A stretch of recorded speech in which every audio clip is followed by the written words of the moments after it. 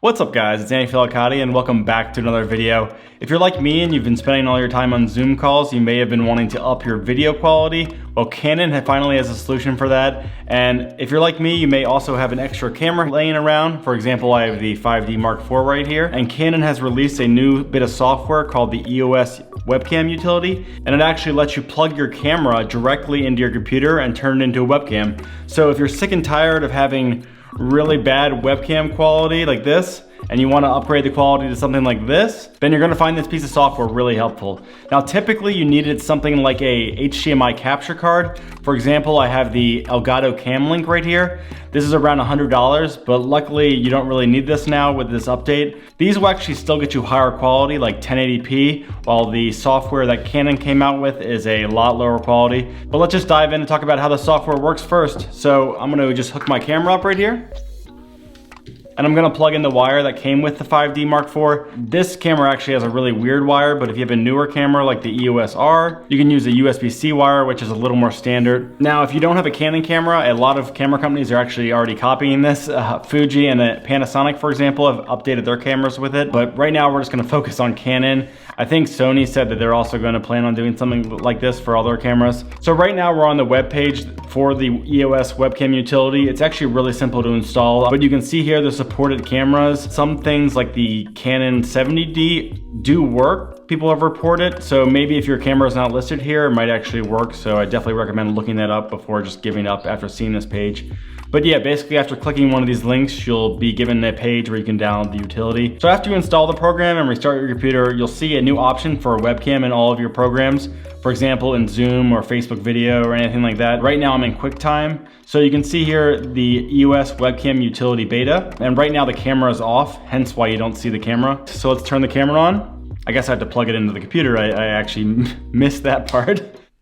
So now you can see the feed directly feeding from the camera into our software here. We're gonna zoom in, make it look a little better here.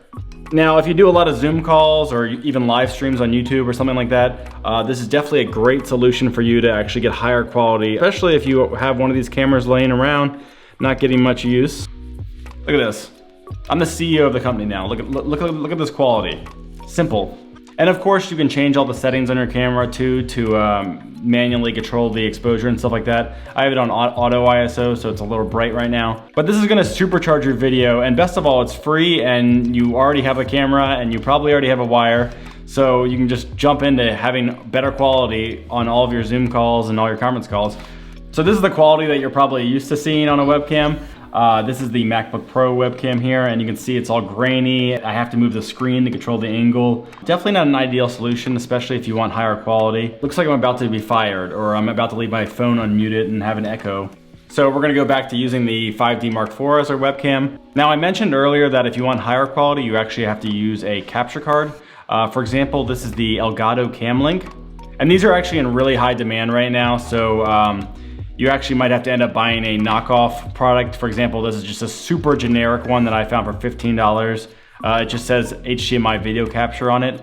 Basically what these devices do is they take HDMI input and then put it into your USB and act as a webcam on your computer. So you have to have a camera that actually has a clean HDMI output. There's plenty of websites out there that'll show what cameras have clean video outputs.